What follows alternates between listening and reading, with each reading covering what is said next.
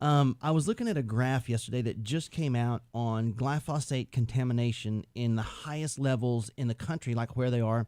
And so they had 3 levels. They had orange, red, and dark red was the areas of the highest contamination. And so I blew up Louisiana and looked at it, and I actually posted this on our clinic Facebook page. So you can look at this graph if you want to go on the clinic Facebook page, the Bryant Wellness Institutes, and look at it. I posted it yesterday.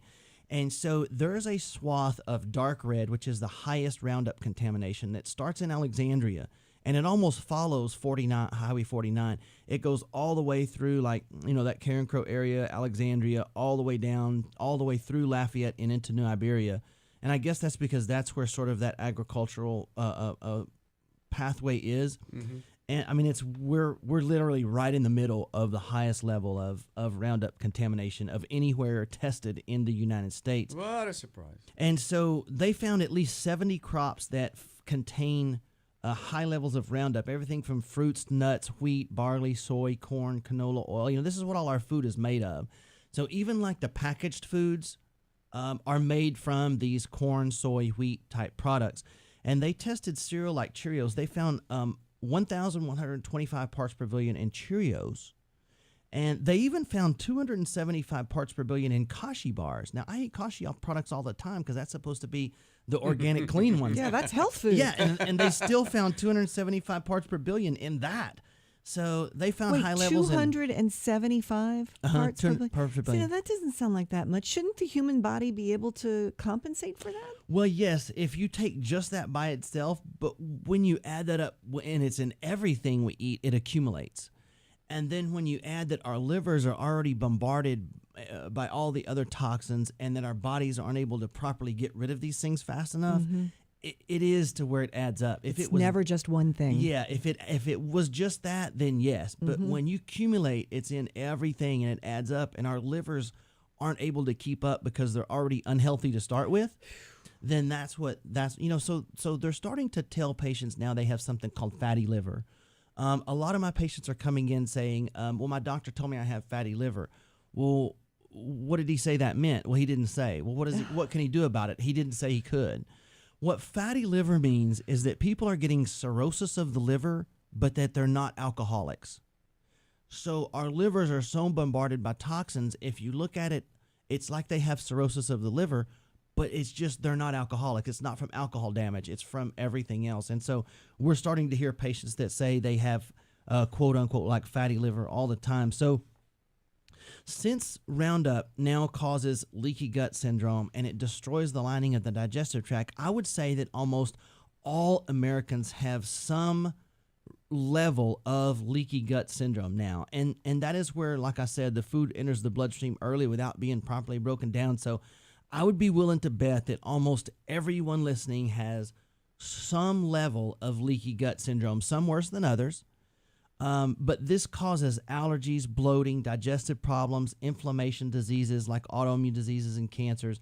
And so we always, whenever we develop a wellness program with our patients, handling their digestive system and giving them things to heal their leaky gut syndrome needs to be a part of every wellness program.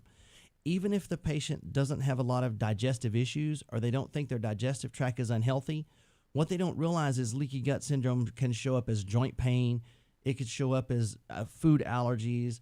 Somewhere else they may have inflammation in the body, all caused from leaky gut syndrome. You don't have to have digestive problems. And so, everybody out there is so concerned about their cholesterol, which means nothing. And all the while, these other things are killing us every day. Mm-hmm. And so there are things with our wellness program that need to be looked at that no one is talking about. No one's even recognizing this or even talking about this at all. But Americans need to develop some sort of a program to heal their leaky gut syndrome. And we have a new product out there that has been now proven, one of the first ones I've ever seen that I can show before and after slides that will actually heal up the junctions in the digestive tract, in the colon. I can take a slide before and after and show you that this one product that we now have is able to heal leaky gut syndrome. So we have some things we can do to battle this now that we haven't had in the past. But these chemicals are making us really sick, and the government's not helping us. So they're in the pockets of these companies. So we have to do what we can to reduce these chemicals everywhere possible. You can look up something. You can do a Google search for something called the Dirty Dozen Top Foods to Buy Organic. And this is going to tell you the top 12 foods that contain the highest level of chemical pesticides. And so you don't have to buy everything organic. And I know some people can't swing that. I know it gets expensive. And so if you'll just pick these top 12 things and buy those organic, you'll be a lot better off. You know, for instance, bananas, it doesn't matter. Bananas have a thick skin. Yeah. They're not sprayed that much. Apples. Avocados. Yeah, avocados doesn't matter. But apples, absolutely, you need to invest. Blueberries, absolutely. And so if you'll look this up, you can do a Google search for the Dirty Dozen Top 12 Pesticide-Containing Foods. You'll be able to get that list of things that you should at least invest in organically. Even if you peel an apple, it's still getting into the apple. It will, yeah, because the divot at the top, it sort of fills up with pesticide, and it sits there and soaks into it slowly. So it does. Now, the peeling it makes a big difference.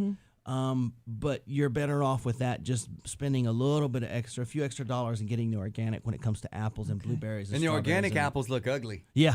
They ain't pretty. Yeah, they're not. Because they don't have wax on them. Right. So the bottom line is we can't avoid this. It's in everything. It's on everything. Anything made with corn, wheat, or soy, it's in virtually everything that we eat. It's sprayed in the air. It gets into our water. It's sprayed on our food. So the bottom line is you have to eliminate it as much as possible. So a good once-a-year liver detox or a liver cleanse is a real important thing to do. And we have a whole process for this. But try to eat as clean as possible. Try to eliminate, like I said, 50% of you putting it in your body helps. If we can get you to eliminate putting 50% of it back in, and we can do a once-a-year liver detox to cleanse it out, and we can give you this new product that we have that can heal the lining of the digestive tract, we can go a long way to solving some of these foodborne problems. And but this is a real problem. You know, the health challenge over the next several decades is going to be how we deal with the side effects of the environmental chemicals that we're using, the phthalates, the BPA in our plastic, and it's in plastics. All the pesticides and chemicals. These things are hormone disruptors. Well, we won't have to worry about it. We'll all be dead. Yeah, and our, especially our kids.